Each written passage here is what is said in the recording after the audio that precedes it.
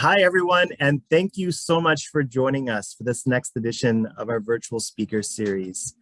Today, we are sitting down with Brad Bowden, but before we do that, we are going to do our Indigenous land acknowledgement, which is what we do at the beginning of all of our events. Georgian College acknowledges that all campuses are situated on the traditional land of the Anishinaabe people. The Anishinaabe include the Odawa, the Ojibwe, and Potawatomi nations, collectively known as the Three Fires Confederacy. Georgian College is dedicated to honoring Indigenous history and culture and committed to moving forward in the spirit of reconciliation and respect with all First Nations, Métis, and Inuit people. Thank you so much to everybody for joining us today. My name is Jamie Campbell, for those of you that don't know me, and I am the manager of alumni engagement here at Georgian College. We are joined today by a very special guest. Brad Bowden, class of 2009 and 2013, is here. And before we get into the conversation with Brad, I have to do that bio read that always embarrasses our attendees, but you know, he's a pretty incredible guy, so we're going to read this bio and get started. So Brad Bowden, class of 2009 and 2013, was born with sacral agenesis, a condition similar to spina bifida. He is a world sledge hockey champion, 6-time Paralympian, and one of only a few Paralympians to have won medals in both the Summer and Winter Games. 2004 Paralympic gold medalist, wheelchair basketball Athens.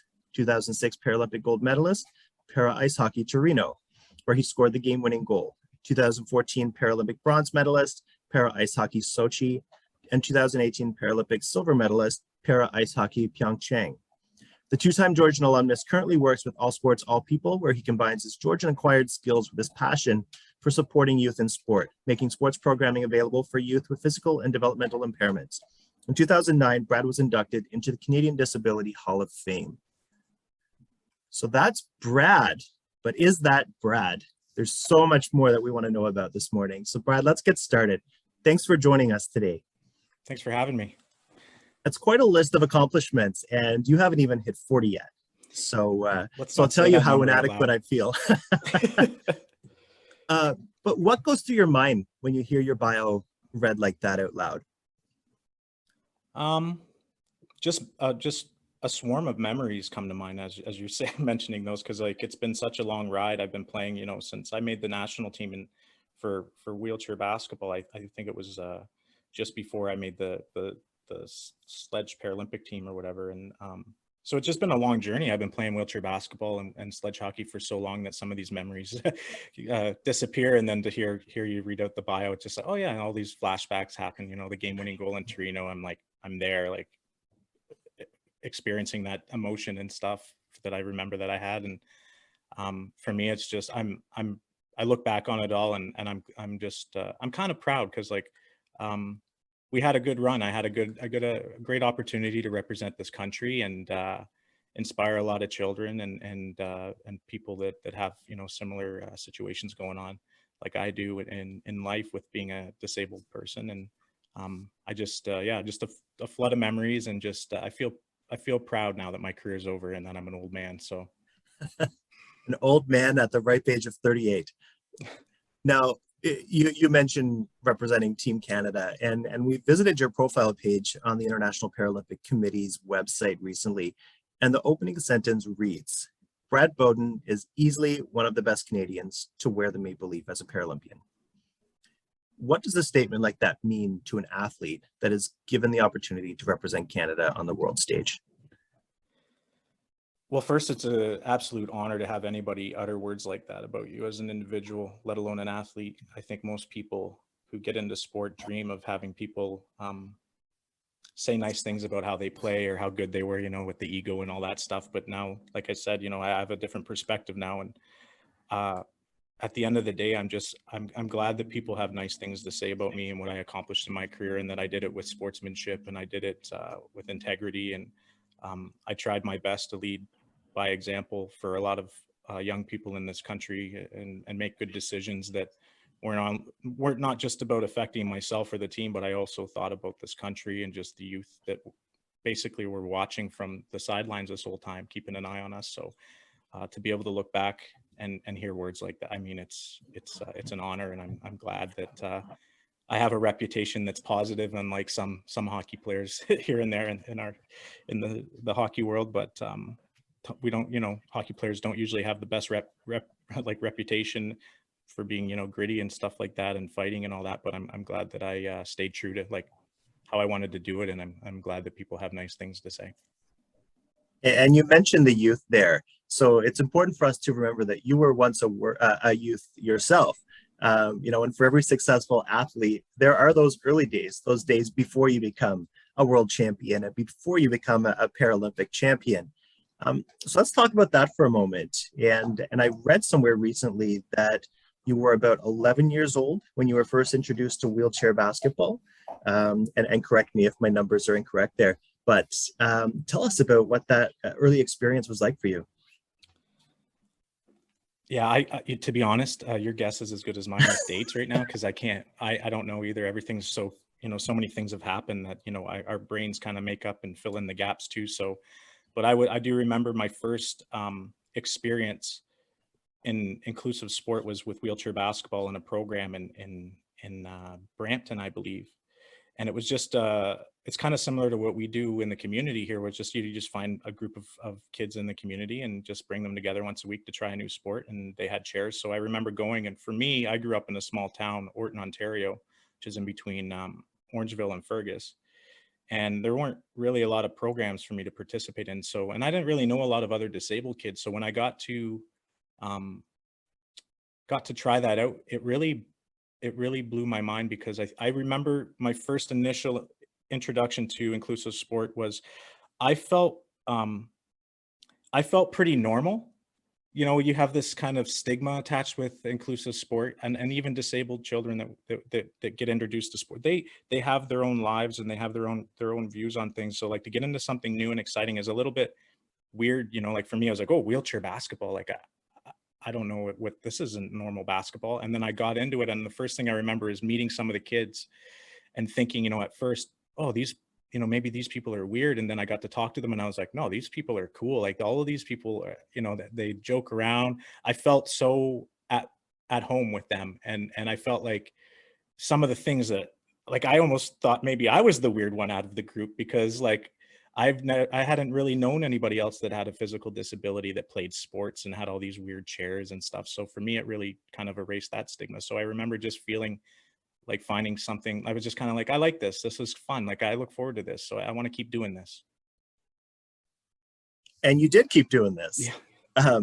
You were a Paralympic gold medalist at the 2004 Athens Games in wheelchair basketball, and became a world champion in the same sport, or in the 2006 Games in Amsterdam. I'm curious, and I'm sure the people on the call are curious as well, to know what it felt like to not only represent your country, but to see the Canadian flag raised at those games, and to experience that for the first time. It's a dream come true. I mean, to be able to call your family and tell them that you're going to, out of all of the people in the entire country, you were selected, whether that's a small demographic of people or not, still it's a lot of people that dream to do something like that. I even thought as a kid, even just to be able to say that you could throw a paper airplane better than somebody in the world is something cool to say. But to be able to say I play, I play basketball, or I play hockey for Team Canada, for me, I'll be honest, it was a dream come true, but I remember I didn't appreciate it as much as I do now, looking back at what that really meant. Because I think when you're young, you're kind of just looking for that next step, and you're excited, and you're in the moment. But like, I just remember seeing how proud my parents were when I told them I made it, because they knew, all the driving they did and everything, you could see that they were super proud, and they saw that I was happy. But it's an honor, because I mean, I believe, this is the greatest country in the world, and to be able to represent everybody in a sport that you love is just an amazing experience. And you mentioned, not being able or to appreciate it as much as you should have in those early days. So you had another chance. You got to do it again in the next games. So you were one of the few athletes, as we noted at the beginning of the call, to win gold medals in both the summer and the winter Paralympic Games representing Team Canada at the 2006 Paralympic Games in Turin, Italy, where you captured gold again. I'm curious to know how that experience on the ice compared to the experience on the court. And of course, you know, we also want to know what it felt like to win that, to score that game-winning goal against Norway as well. So to start off, well, the first experience, like you said, was in Athens with the basketball team, and for me, that was a different experience, kind of compared to the sledge hockey experience I had. But the one thing that I loved about that was we had such a close group of guys that had just phenomenal skills. So I wasn't as good at basketball as I was at hockey. So I was just a small part of that. You know, I was a bench player. I had a role. I was a role player on the basketball team, and I accepted that, and I did it well. And to be able to just, like, I played with, I don't know if people are familiar with, like, Pat Anderson or Chris Stoutenberg or Joey Johnson, but these are some of the best wheelchair basketball players that we'll probably ever witness play the sport. So to be able to be a part of that dynasty, I guess you could call it, because I came and went within the roster, but they've always been a part of that program. So to be a part of that dynasty that was there was just an overall crazy experience, because I got to witness firsthand what it takes to win a gold medal. People don't realize, you know, what it takes. Everything needs to come together at the right time.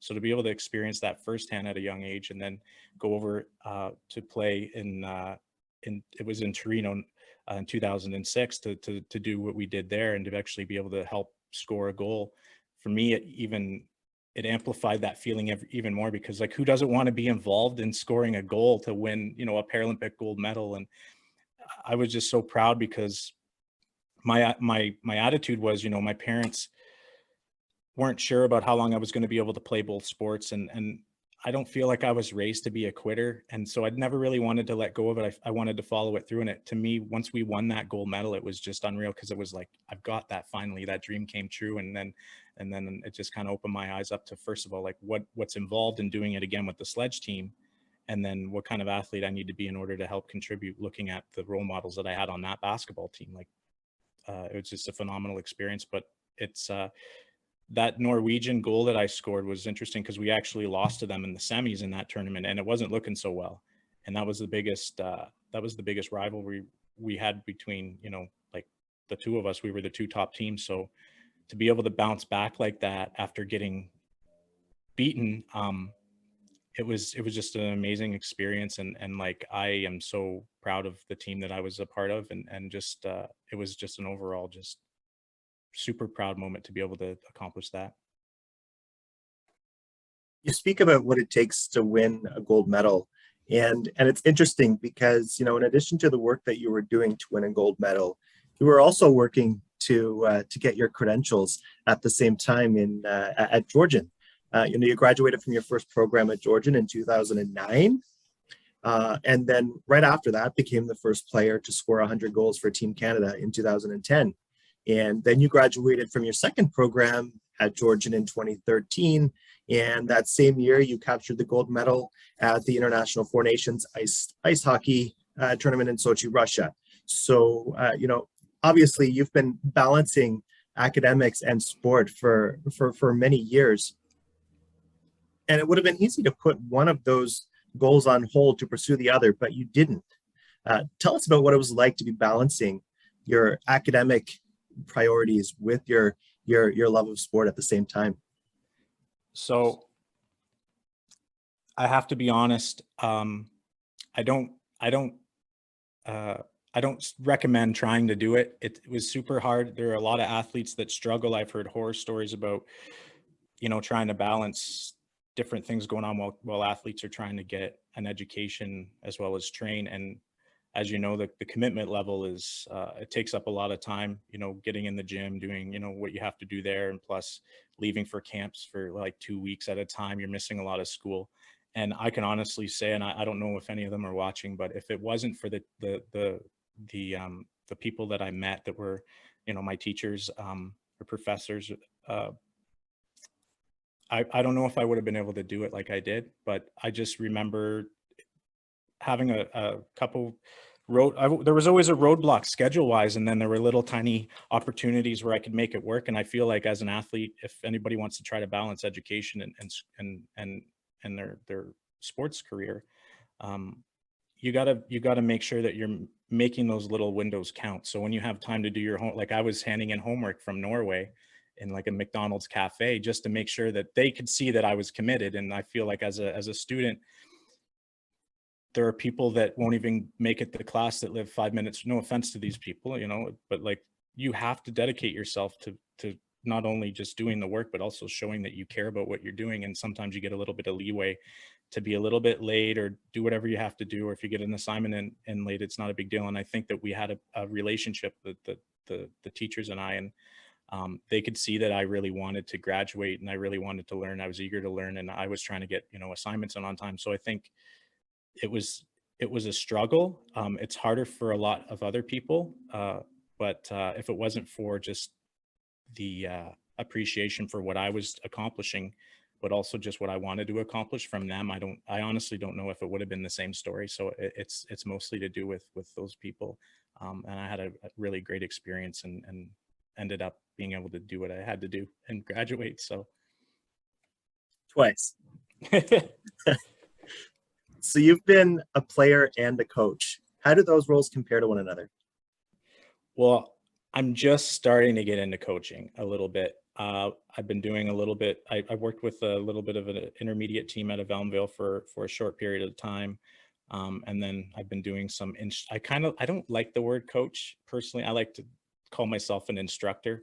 But I have kind of stepped into some positions where I got to coach a bit, and I love it. I used to always wonder as an adult, like, why do we need coaches when, after a certain point, the strategy, your routes and your lanes, and what your end result's supposed to be. So, but the one thing that I've grown an appreciation for with coaches is that ability to understand each individual player, and how to connect with those people.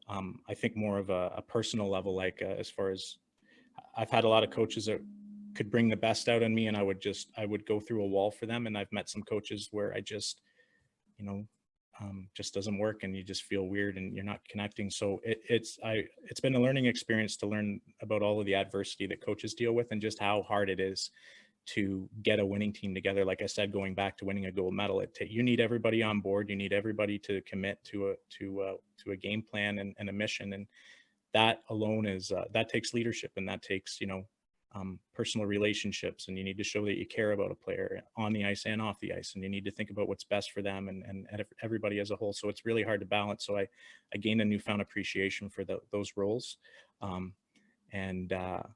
Yeah, I enjoy it. I like helping. Whenever I have a chance to help somebody young learn something that's going to propel them down the path that I had, I know how that feels at the end. I know how proud I am of that. So to be able to step up now as an older person who's done it all, I love that I can help give that back and help people, learn what it takes, and maybe not reinvent the wheel at times to get there. So I get a lot of pride out of that, and it kind of fills my heart to do that. So I absolutely love that side of things now. That feels like a nice way to, or a nice place to segue over to our next conversation, which is a bit about what you're doing now. Tell us about your work with All Sports, All People. So All Sports, All People is a nonprofit that started a little while back because there was my current boss has a son who had CP and autism, and he had experienced a little bit of, I would say, just, I'll be honest, discrimination in one of the sports programs in the community here. And he just didn't feel that it was right. And then he was inspired to try to do what he can to make sure that other children don't feel like that and other families don't have to put up with that. And I'm a huge advocate for that. And shortly after Sochi, I applied for a position there, and it was through the Elmvale Bears, which was kind of pretty good as well. So I obviously was qualified at some degree to do that, being an athlete, so I thought it would be a great opportunity to stay here and see what I can do in the community for people like myself. that are here trying to find inclusive sports to get into. And so we basically offer free instruction for partners or rec departments that want to run inclusive programs, wheelchair basketball, sledge hockey. We even have equipment that we can lend out to children if they don't feel comfortable being around, especially during COVID times. We basically do anything we can just to get equipment into families' hands so that they can have an experience together and do something together, or run a program with a rec department that wouldn't otherwise have the knowledge or experience to know how to do it safely. Because a lot of people aren't aware, but some of the equipment that you use for inclusive sports can be quite dangerous. So it is important to understand those little intricacies of it and the dangers. So, but other than that, it's basically just a program where you get to teach kids like what it takes to deal with some adversity and find something new and kind of, as you know, hockey is a lot of falling. There's a lot of getting up. There's a lot of life lessons involved in some of that stuff. So it's really cool to be able to give that back to the community and offer these programs, knowing that they aren't usually accessed easily by people. So it's been pretty cool. And that's with the Ontario Trillium Foundation as well. And we've also, been partnered with Jumpstart. We've worked with the city of Aurelia. We've connected with families and other organizations across the area, and it's just been great. Not easy always, but there are kids in the community that have no idea that these programs exist. And for me, the mission is connecting with them, because who knows if they could be the next, Pat Anderson or Billy Bridges from, or, be someone like me, or even better. I can only hope that they would be better than me. So that's why I have such a passion for what we do. And speaking of supporting youth, I know that, honestly, you're a role model now. Youth look up to you, and perhaps, every role model I've ever talked to, there's a level of humbleness there. So I'm just going to throw that humbleness out the window for a moment, okay, and talk a bit about your work in visiting schools and youth camps, because you do that as well. And tell us a bit about what that looks like for you, but also what it feels like to be in a position now to give back to your community like that. It's definitely, it's always, it's weird to like say, because I don't want to say, like, I know that I'm not a perfect person, and I know that, like, I'm a role model. And like I said, I've tried to lead by example. A lot of that has to do with, like I said, growing up along other athletes that I looked up to as mentors. So I just try to pass it along. But now I feel like with everything that's going on, I feel like kids are really struggling right now. I feel like a lot of the social media stuff is creating a lot of different types of adversity in children's lives. And I, we're so connected, but we feel so disconnected at times. So for me to be able to go to a school, as much as I don't really think about everything that I've done as a big deal, I just was an athlete that wanted to win, and I won a few, and people were proud of me, and I appreciate that. But to be able to go and reach out to kids at schools, they really do. They're really receptive to me, because they respect what I accomplished. So for me to be able to go and meet with these kids at school and talk to them, and educate them about not only, inclusive sports, but a lot of the kids that are in school may face adversity in their life and may acquire a disability later on, or their family might have something happen. And so that it's good for them to know that no matter what happens to them, there's always going to be a way for you to find a way to do it a little bit different, and find, continue to do things you're passionate about. So I really love going to the schools and building relationships with the classes, and because it's not too often that you have access to, certain types of athletes without, having to basically pay a lot of money or be involved in certain programs and stuff. And it's good that we can make these programs accessible within this community, because I think a lot of people need to stop worrying so much about other people's community and start thinking about what they can do in their own community. So I take pride in that, and I'm trying my best to just share the love and educate students in the community. And that love's being reciprocated. Apparently. Yeah. Feels good. Right. And we're going to talk about that now. There was a public school renamed in your honor in 2019, and then you were inducted into the Canadian Disability Hall of Fame.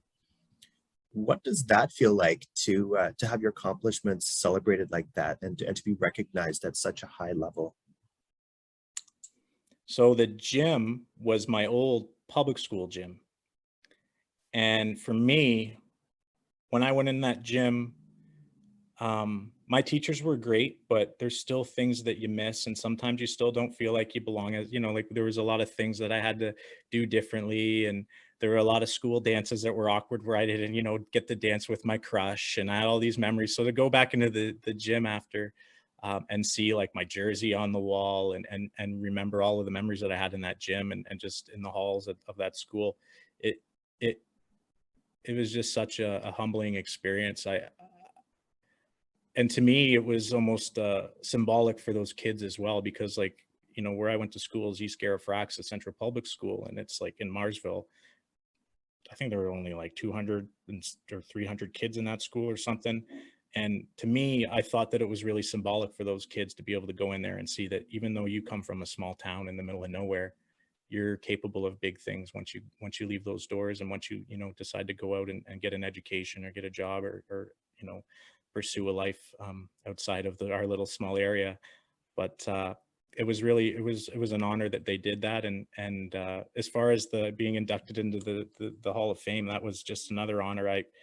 I didn't know that. I kind of felt like pretty old too, because like it's a hall.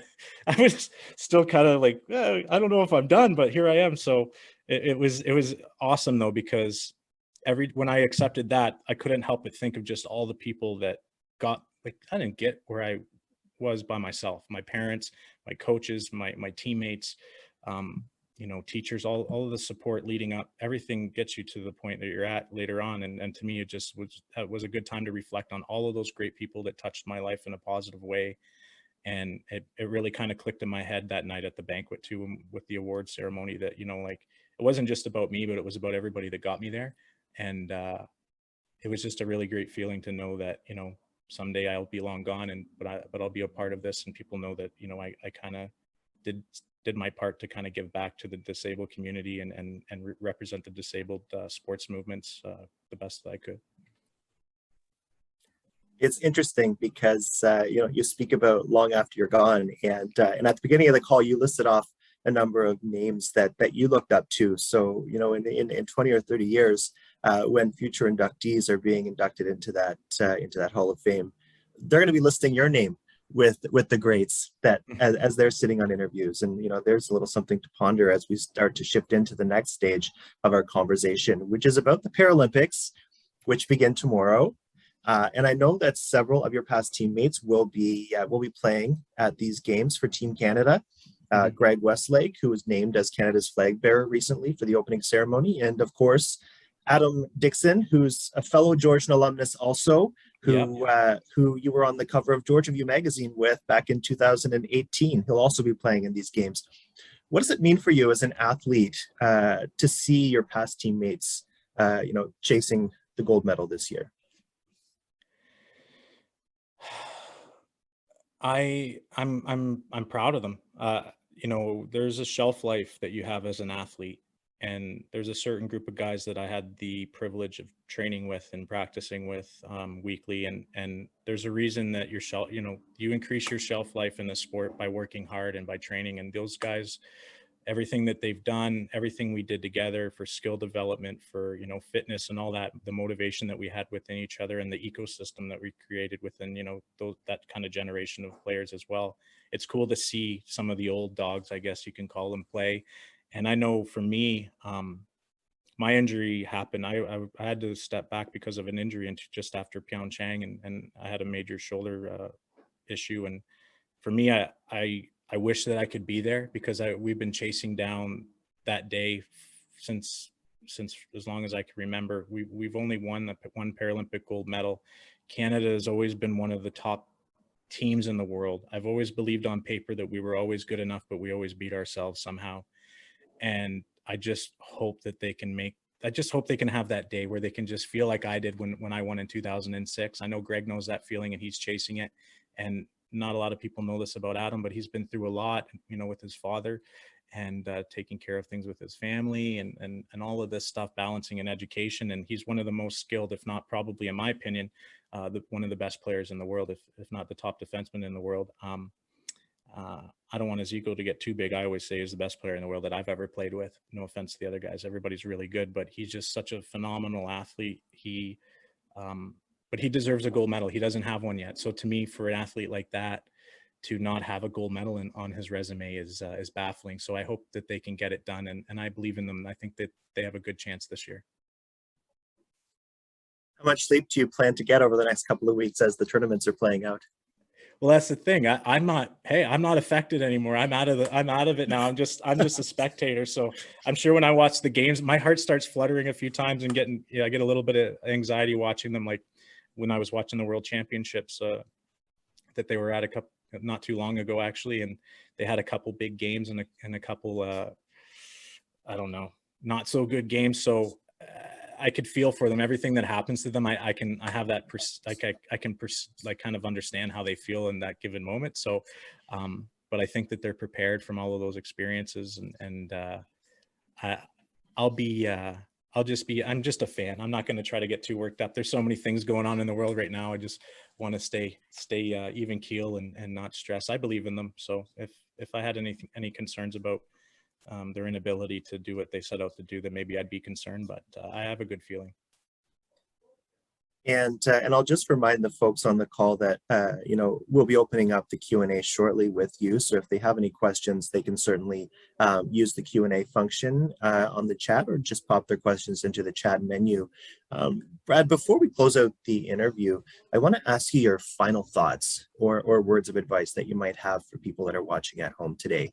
We've talked about a lot today, but I'm just going to give the mic to you now to share any closing statements before we open up the Q&A. With regards to what are your words of advice, your words of inspiration, any parting comments that you feel like we haven't talked about, or anybody that you want to recognize? Feel free to name drop. This is your time. I just, honestly, if I could recognize all of the people at Georgian that there were a few people that created some doubts at time, and there were some, the majority of them were very positive. I had a great experience at Georgian College. I missed going to school. And I had, that I always dreamed of going to school. So first of all, I'd like to thank everybody that was involved in being positive and helping me be able to accomplish that. As far as any message that I have to anybody who's an athlete, I'd say learn how to lose, learn from losing. I think we live in a world where sometimes we forget that we have limitations. I mean, I was born disabled, and I learned pretty quick that I had to do things differently. And I think that as a disabled person, you learn pretty quick how to deal with adversity. And then as an able-bodied person, you miss out on some of those life lessons until it happens to you. So my one suggestion would be, if you're a serious athlete and you just hate losing and you get upset all the time when you lose, look at losing like an experience. It's experience. When people say, this person has experience, but this person is really skilled, it's all those things need to come together. So you need to learn how to lose first before you learn how to win. And I think we live kind of in a world where, people take it a little bit too hard. And I think you need to start to dissect, like those learning lessons that come with losing. Sometimes setbacks are only just a setback. It doesn't mean that you have to give up something, whether you're disabled or something happens, or you're in a car crash, or somebody, hurts you or breaks, your leg, and you can't do something, and you acquire a disability. There's always a way for you to find a way to do what you're passionate about. Because I remember my grandfather, I'll give you an example. I was always dreamed of playing in the NHL. I wanted to be in the NHL and play for the Toronto Maple Leafs. If you can imagine that. And I remember the day that I just kind of, everything clicked, and I realized I'm not going to be able to play in the Paralympics, or the NHL, sorry. And then my grandfather saw that I was upset, and he said, listen, like, just because you can't do it that way doesn't mean that you can't find another way to do what you want to do. It's like, there's still the Paralympics, there's this, you could do what you want to do in that. And sometimes our limitations push us towards direction that we are going to be the most successful at, that we are suited for. So I'm glad that I didn't play for the Toronto Maple Leafs and that I got to play Paralympic sport, because it's been an amazing journey. And at first I was upset about my lack of options as a disabled athlete, but then once I really fell in love with it and tried it and gave it an honest shot, I'm so glad that my limitations in life pushed me towards where I actually belong. So I think you need to keep that in mind. And I think that applies to music. It applies to art, you know, like everything is so applicable to the psychology that's required in sport. You know, it's about achieving what you want to do. So sometimes you have to think of it that way. You know, whenever a door closes, something else opens. So stay positive when you're down, and when you're getting upset at the way things are. Just remember that maybe that's just the way things are going to be for a while, and it's actually directing you towards the path that you're actually meant to be walking or wheeling. So. And we do have a question here, and I'm not surprised to see that it come from John Daggett. I don't know if you know John, but we know him here at Georgian as Coach Daggett, and so he's of course quite involved with our athletics programs, and he's curious to know if you have goals with regards to your future in coaching, and do you want to stay local, or are you looking at national opportunities? Because he's a coach. Well, so if I could have my perfect dream job, I would take everything that I've learned. I was a very skilled player. I wasn't like the big X's and O's guys. Like I applied a lot of my basketball into my hockey career, and that got me to a certain extent before we started to implement real hockey systems. So I learned the game a little bit later in my career. But I was always somebody that really was fascinated with skill development. So I am interested in getting into coaching.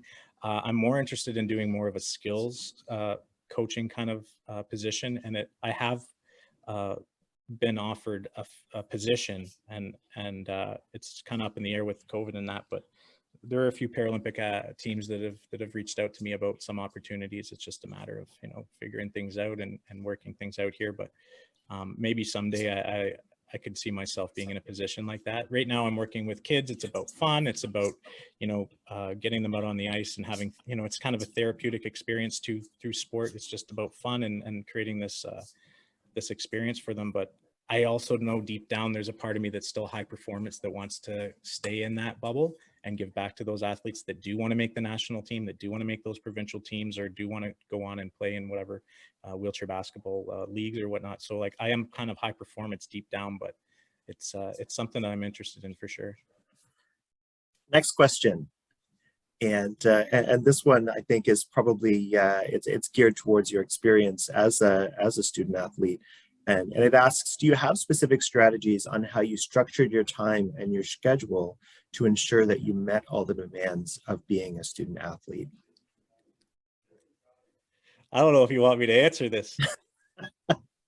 I just figured everybody just never slept. I just never slept. So if there was something that, I'm horrible at scheduling stuff. That's what was so hard for me too, is like when you're an athlete, you have your schedule, and somebody does all the scheduling for you, tells you where to be, tells you what time to get on the bus, get on the plane, all this stuff.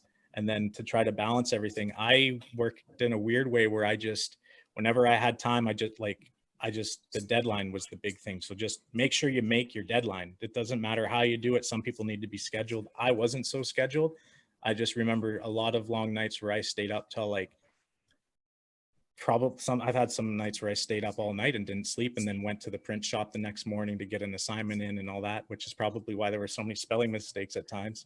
And then I had to go and correct some of it. But but yeah, I'm the worst to ask for that, because I just powered through and just used whatever time I had and stayed up as late as I could to get things done, which is kind of like what I imagine a typical college person does anyways. But I didn't party a lot, so it wasn't about partying, because like I think that's the one thing, is too many people think college is a big party sometimes and all that, and it is cool. It's about experience and social interactions and that, and making friends as well. But for me, that portion of time was already not possible because it was taken up by my sports career. So I feel like that made it a lot easier. So I guess basically, if you want to compare what I experienced with sports to some of those challenges or whatnot, if you want to be an elite athlete, you can't party every week. You can't be drinking every week. So those things take time. You know, maybe you don't go to a party till 2 a.m. if you got to be somewhere the next day, but find a way to make it work and find a way to stay on track with what you really want. If you want to be a elite high performance athlete, but you want to party also and you want to balance school, then you're going to need to figure out where you're going to be putting your time, right? So that, I don't know if that helps at all, but that's what I did. I just tried not to get too involved in party. Maybe it's because I went to school later in life and I was a little bit older, but that's how I kind of managed it. Awesome. And the next is less of a question and more of a comment. And this is from Amanda, who reads, and I'm just going to read it to you because it's a little long here. I just wanted to say thank you for sharing your story. It's incredibly important to hear stories like yours and to see how influential you are to the community, both on the small scale and globally, by being a Paralympian. I think you truly embody all that it means to be a Paralympian and a hero. Thank you for making such a difference in the lives of so many kids and so many living with disabilities, and to everyone. You are an inspiration. So that's from Amanda. Thank you, Amanda. And Lisa has sent a note that reads, thank you, Brad. Your work ethic is obvious, your accomplishments inspiring, and your advice to learn how to lose before you learn how to win underscore your wisdom gained from your experiences. How much does your Georgian education factor into your work now and your future plans? Well, I don't know if this was mentioned earlier, but I took graphic design and then I took a year of art fundies before that. And so I'm just overall a creative person. I've always loved creating 3D stuff on my computer when I was a teen. I love just messing around with music, painting, all that. So I've always been kind of like an artsy kind of person that played sports, which is kind of weird. But for me, it's helped me out huge because every single thing that exists involved what I got into for a career. So, I mean, I have the ability to do web design, I have the ability to do logos and print and all that. So anywhere that I go, whether it's even just being on a team, I have the ability to do so. Like even when I was on Team Canada, it helped me huge because they were like, we need to do a team motto and we need a poster. And I was like, I'll just do it. And they're like, what? I was like, I'll just do it. And they're like, well, we have an in-house graphic designer, and half the time, because they don't really have that relationship with our program, it doesn't really come out like we want it to, right? So it was cool that I had those skills that I've learned through my education at Georgian to kind of, like, I use it everywhere. So I have this plethora of knowledge in disabled sports or inclusive sports that I can work with and maybe get a job in the sporting world. But I think that my education, the education that I acquired at Georgian, is always going to be that kind of added bonus, whether good or bad, that I'm going to be, you know, maybe people are going to get more bang for their buck when they hire me down the road, but at least I have those skills to kind of go on. So I've been able to do a lot of print material, websites, and logo designs and stuff like that. I really love logo design and all that kind of stuff. So it's definitely something that I apply in a lot of things that I do behind the scenes. So. Awesome. And, you know, I read recently in an interview that you did with another publication, because Brad, you should know that when we Google Brad, there is a lot of information that comes up. There's a lot of people that are writing about you and talking about you. So congrats on that. But one of the interviews that I read, it stated that your Georgian education allowed you to become more than an athlete, that it allowed you to expand who you are as a person. So, you know, perhaps you want to speak to that, or perhaps that speaks for itself. Well, to be honest, I never respected what I was doing. It was just fun for me. It was easy. Going to school and sitting down and applying yourself in a classroom isn't fun. It's not interesting. Sometimes learning isn't always fun. So it was always like it wasn't the most attractive thing that was in my life that I wanted to pursue, but I always just knew my family always valued education and just getting, you know, just doing something and following through with it. And to me, even one of my friends said something to me one time. He said, it's not just about going to school. It's about just showing that you can follow through on something and getting that piece of paper for some people.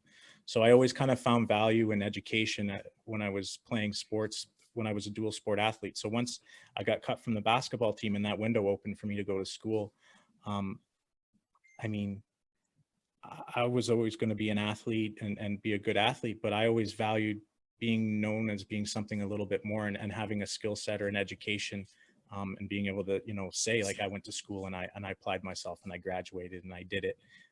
And being, say like a designer, a graphic designer is cool to me. I almost valued that at more than I did at times when I said that I was a Paralympian, because like I never achieved it. It was something that I never achieved. So once I achieved that, it was really kind of cool, because it was like, I also thought, well, did all the skills that I learned in sport help me carry through and get my education and teach me everything that I needed to go to school? So it was almost cool that they both complemented each other. And now, I'm just glad that I went. I always wanted to go, but I always felt like I was handcuffed somehow with my scheduling and playing two sports. And then it kind of almost cushioned the pain that I felt when I got cut from the Beijing team for the wheelchair basketball. And then I got to focus on what that was a dream of mine too, was to go to school. So it was awesome. And I'm glad that I did it. I think everybody should just try to find something that they can go and, follow through on, and just get, like I said, even if it's just getting that piece of paper just to show that you can follow through and finish on something, that's pretty important to have. Fantastic. And that leads us to the end of the Q&A session here. I think we've answered the questions. So at this point, if there's nothing else from our guests on the call today, I'll remind everybody that we've just had a conversation with a 6-time Paralympian and 2-time Georgian alumnus. And Brad, thanks so much for making yourself available to talk today. It's so timely, especially with the Paralympic Games beginning tomorrow. But I know that just for the sake of interest, so many people have heard your name at Georgian and have been curious to know, who is this Brad Bowden that we keep talking about? So thanks for making yourself available. And for anybody on the call today that would like to watch this interview again, I'll remind you that we will be sending out an email after the call today with a link to the recording that you'll be able to watch again at your leisure.